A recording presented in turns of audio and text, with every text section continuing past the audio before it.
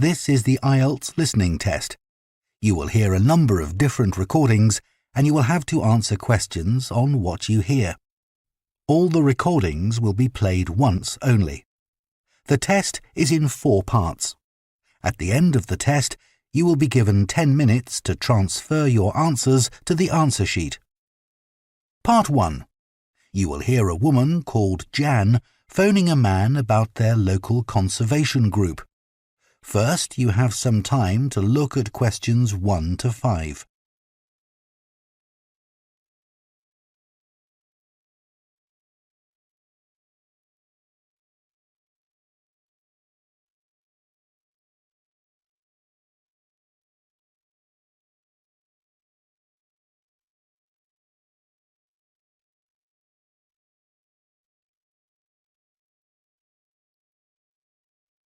Now listen carefully and answer questions 1 to 5. Hello? Oh, hello. My name's Jan.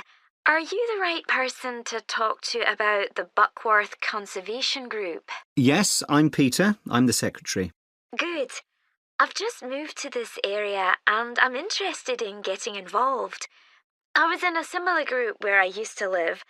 Could you tell me something about your activities, please? Of course. Well, we have a mixture of regular activities and special events. One of the regular ones is trying to keep the beach free of litter. A few of us spend a couple of hours a month on it, and it's awful how much there is to clear. I wish people would be more responsible and take it home with them. I totally agree. I'd be happy to help with that. Is it okay to take dogs? I'm afraid not, as they're banned from the beach itself. You can take them along the cliffs, though, and children are welcome. Right. We also manage a nature reserve, and there's a lot to do there all year round. For example, because it's a popular place to visit, we spend a lot of time looking after the paths and making sure they're in good condition for walking. I could certainly help with that. Good. And we have a programme of creating new habitats there. We've just finished making and installing nesting boxes for birds to use, and next we're going to work on encouraging insects. They're important for the biodiversity of the reserve. They certainly are. Oh, and we're also running a project to identify the different species of butterflies that visit the reserve. You might be interested in taking part in that. Sure. I was involved in something similar where I used to live, counting all the species of moths. I'd enjoy that. Another job we're doing at the reserve is replacing the wall on the southern side, between the parking area and our woodshed. It was badly damaged in a storm last month. Okay. Before you hear the rest of the conversation, you have some time to look at questions 6 to 10.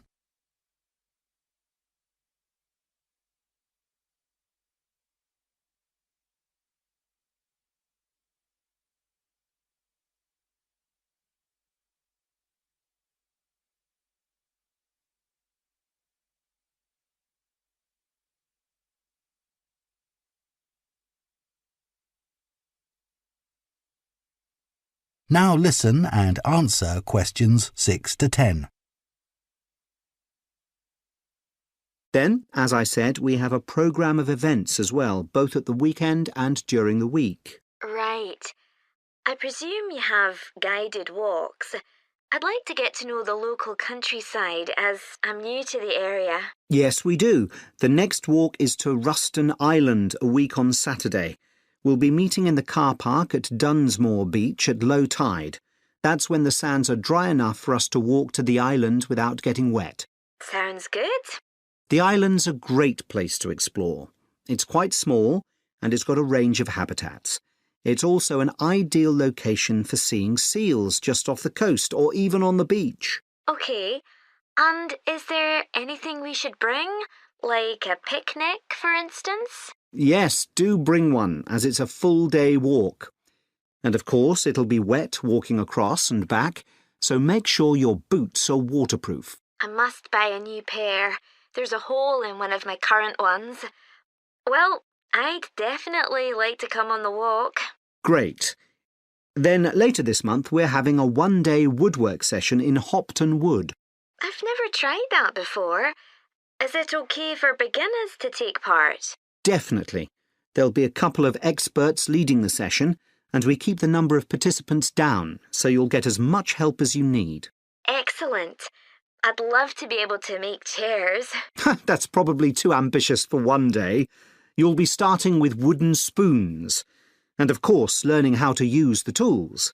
And anything you make is yours to take home with you. That sounds like fun.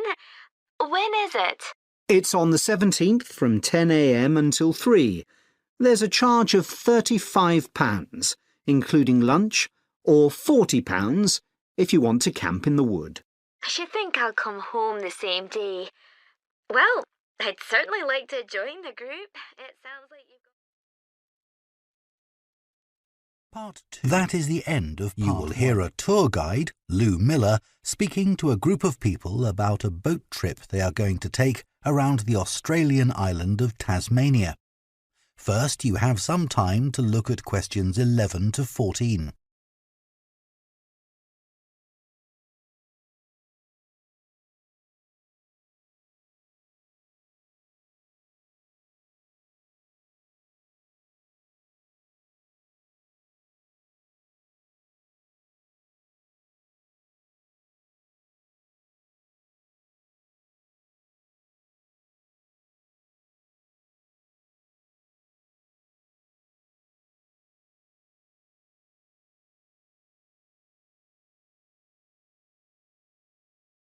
Now listen carefully and answer questions 11 to 14. So, hello everyone. My name's Lou Miller and I'm going to be your tour guide today as we take this fantastic boat trip around the Tasmanian coast. Before we set off, I just want to tell you a few things about our journey. Our boats aren't huge, as you can see. We already have 3 staff members on board. And on top of that, we can transport a further 15 people, that's you, around the coastline. But please note, if there are more than 9 people on either side of the boat, we'll move some of you over. Otherwise, all 18 of us will end up in the sea. We've recently upgraded all our boats. They used to be jet black, but our new ones now have these comfortable dark red seats and a light green exterior in order to stand out from others and help promote our company. This gives our boats a rather unique appearance, don't you think? We offer you a free lunchbox during the trip, and we have 3 types. Lunchbox 1 contains ham and tomato sandwiches. Lunchbox 2 contains a cheddar cheese roll. And Lunchbox 3 is salad-based and also contains eggs and tuna.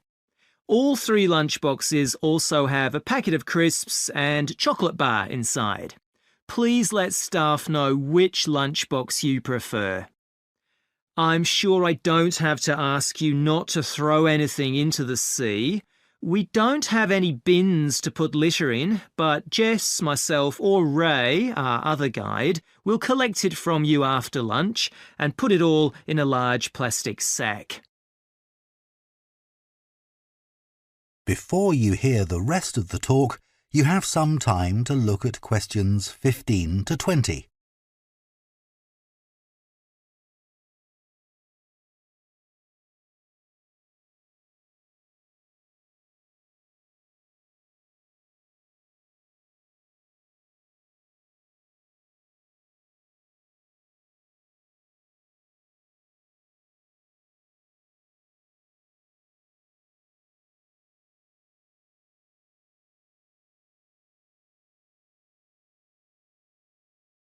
Now listen and answer questions 15 to 20.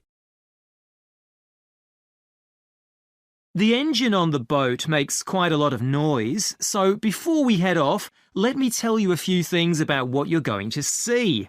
This area is famous for its ancient lighthouse, which you'll see from the boat as we turn past the first little island. It was built in 1838 to protect sailors, as a number of shipwrecks had led to significant loss of life. The construction itself was complicated, as some of the original drawings kept by the local council show. It sits right on top of the cliffs in a very isolated spot. In the 19th century, there were many jobs there, such as polishing the brass lamps, chopping firewood, and cleaning windows that kept lighthouse keepers busy. These workers were mainly prison convicts until the middle of that century, when ordinary families willing to live in such circumstances took over. Some of you have asked me what creatures we can expect to see. I know everyone loves the penguins, but they're very shy and unfortunately tend to hide from passing boats. But you might see birds in the distance, such as sea eagles, flying around the cliff edges where they nest. When we get to the rocky area inhabited by fur seals, we'll stop and watch them swimming around the coast. They're inquisitive creatures, so don't be surprised if one pops up right in front of you. Their predators, orca whales, hunt along the coastline too, but spotting one of these is rare. Dolphins, on the other hand, can sometimes approach on their own or in groups as they ride the waves beside us. Lastly, I want to mention the caves. Tasmania is famous for its caves, and the ones we'll pass by are so amazing that people are lost for words when they see them. They can only be approached by sea, but if you feel that you want to see more than we're able to show you, then you can take a kayak into the area on another day, and one of our staff will give you more information on that. What we'll do is to go through a narrow channel, past some incredible rock formations, and from there we'll be able to see the openings to the caves, and at that point we'll talk to you about what lies beyond.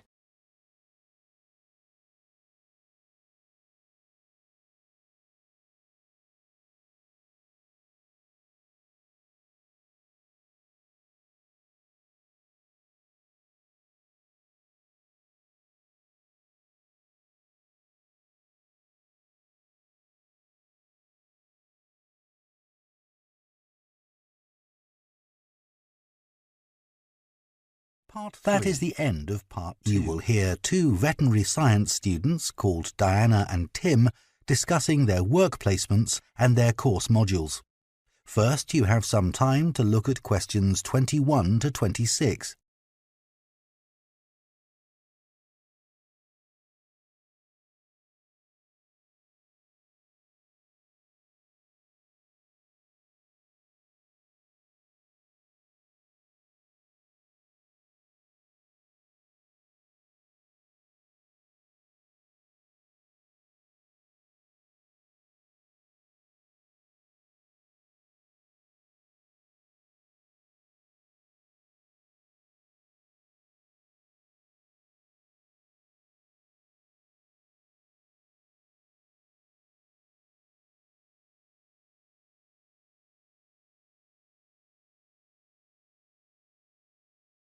Now listen carefully and answer questions 21 to 26.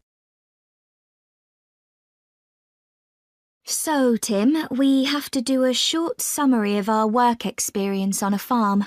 Right. My farm was great, but arranging the work experience was hard. One problem was it was miles away and I don't drive. And also, I'd really wanted a placement for a month, but I could only get one for 2 weeks. I was lucky. The farmer let me stay on the farm, so I didn't have to travel. But finding the right sort of farm to apply to wasn't easy. No, they don't seem to have websites, do they? I found mine through a friend of my mother's, but it wasn't easy. No. My farm was mostly livestock, especially sheep. I really enjoyed helping out with them.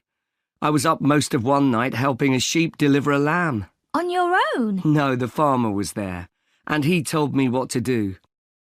It wasn't a straightforward birth, but I managed. It was a great feeling to see the lamb stagger to its feet and start feeding almost straight away, and to know that it was okay. Then another time, a lamb had broken its leg. and they got the vet in to set it. And he talked me through what he was doing. That was really useful. Yes, my farm had sheep too. The farm was in a valley and they had a lowland breed called Suffolks, although the farmer said they'd had other breeds in the past. So were they bred for their meat? Mostly, yes. They're quite big and solid. My farm was up in the hills, and they had a different breed of sheep. They were Cheviots. Oh, I heard their wool's really sought after. Yes, it's very hard wearing, and they use it for carpets. Right. I was interested in the amount of supplements they add to animals' feed nowadays. Like, even the chickens got extra vitamins and electrolytes in their feed. Yes, I found that too. And they're not cheap. But my farmer said some are overpriced for what they are, and he didn't give them as a matter of routine, just at times when the chickens seemed to particularly require them. Yes, mine said the same. He said certain breeds of chickens might need more supplements than the others, but the cheap and expensive ones are all basically the same. So, did your farm have any other livestock, Diana? Yes, dairy cows. I made a really embarrassing mistake when I was working in the milk shed. Some cows had been treated with antibiotics, so their milk wasn't suitable for human consumption, and it had to be put in a separate container. But I got mixed up, and I poured some milk from the wrong cow in with the milk for humans, so the whole lot had to be thrown away. The farmer wasn't too happy with me. I asked my farmer how much he depended on the vet to deal with health problems. I'd read reports that the livestock's health is being affected as farmers are under pressure to increase production. Well, he didn't agree with that, but he said that actually some of the stuff the vets do, like minor operations, he'd be quite capable of doing himself. Yeah, my farmer said the same, but he reckons vet skills are still needed. Before you hear the rest of the conversation, you have some time to look at questions 27 to 30.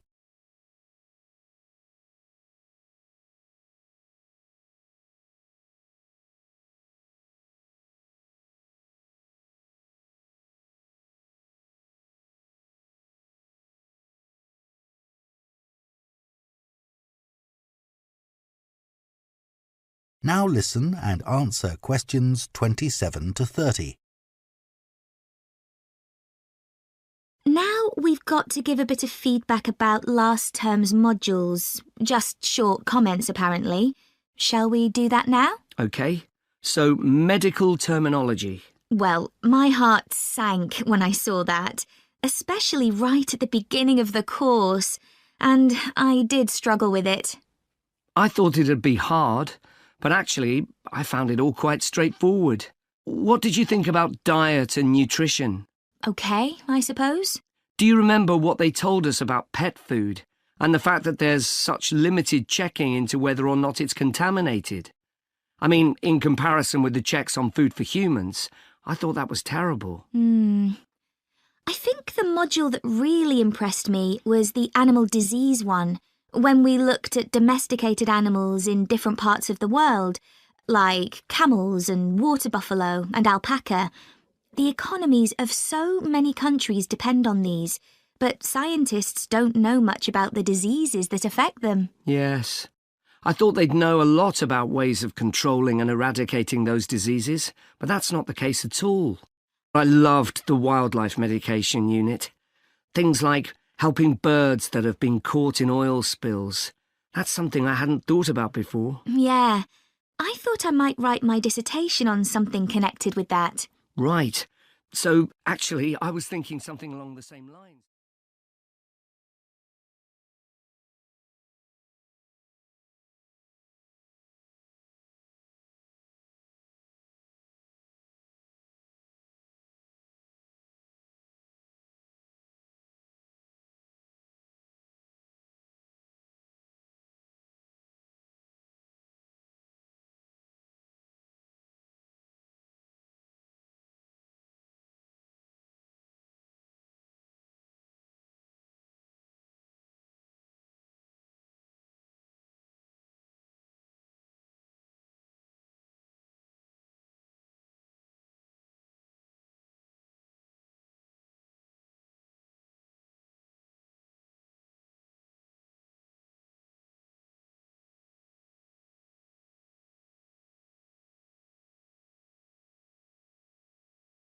That is the end of part 3. You will hear an anthropology student giving a presentation on spiral path designs known as labyrinths.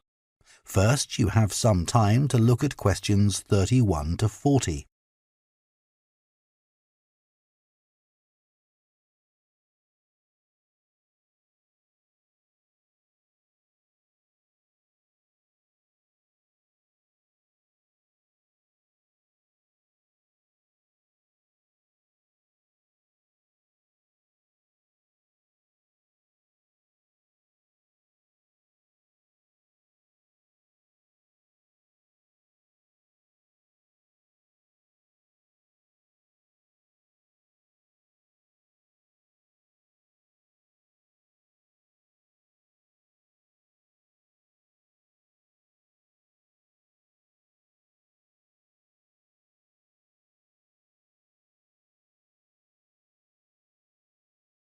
Now listen carefully and answer questions 31 to 40.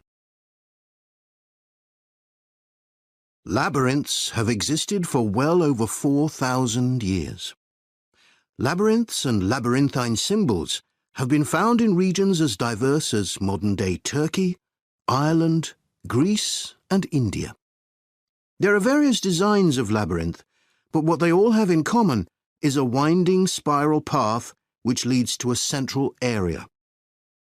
There is one starting point at the entrance, and the goal is to reach the central area. Finding your way through a labyrinth involves many twists and turns, but it's not possible to get lost, as there is only one single path. In modern times, the word labyrinth has taken on a different meaning, and is often used as a synonym for a maze. A maze is quite different, as it is a kind of puzzle with an intricate network of paths. Mazes became fashionable in the 15th and 16th centuries in Europe and can still be found in the gardens of great houses and palaces.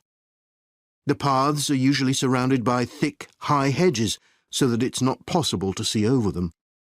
Entering a maze usually involves getting lost a few times before using logic to work out the pattern and find your way to the centre, and then out again. There are lots of dead ends and paths which lead you back to where you started. The word maze is believed to come from a Scandinavian word for a state of confusion. This is where the word amazing comes from. Labyrinths, on the other hand, have a very different function. Although people now often refer to things they find complicated as labyrinths, this is not how they were seen in the past. The winding spiral of the labyrinth has been used for centuries as a metaphor for life's journey. It served as a spiritual reminder that there is purpose and meaning to our lives, and helped to give people a sense of direction. Labyrinths are thought to encourage a feeling of calm, and have been used as a meditation and prayer tool in many cultures over many centuries. The earliest examples of the labyrinth spiral pattern have been found carved into stone, from Sardinia to Scandinavia, from Arizona to India to Africa. In Europe, these spiral carvings date from the late Bronze Age. The Native American Pima tribe wove baskets with a circular labyrinth design that depicted their own cosmology. In ancient Greece, the labyrinth spiral was used on coins around 4,000 years ago. Labyrinths made of mosaics were commonly found in bathhouses, villas and tombs throughout the Roman Empire. In northern Europe, there were actual physical labyrinths designed for walking on. These were cut into the turf or grass, usually in a circular pattern. The origin of these walking labyrinths remains unclear, but they were probably used for fertility rites, which may date back thousands of years. 11 examples of turf labyrinths survive today, including the largest one at Saffron Walden, England, which used to have a large tree in the middle of it.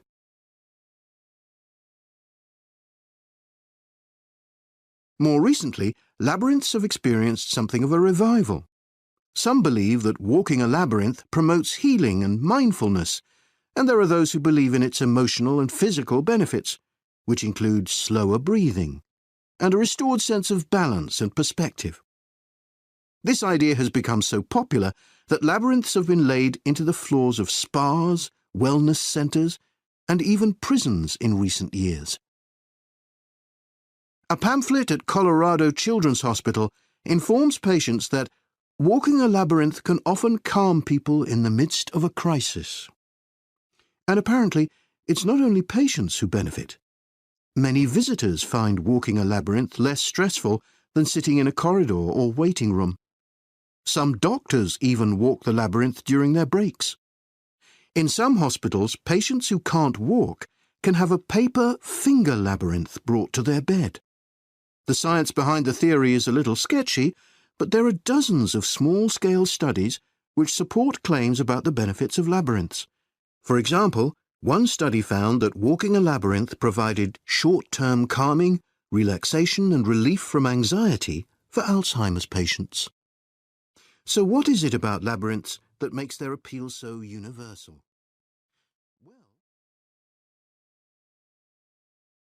That is the end of part 4.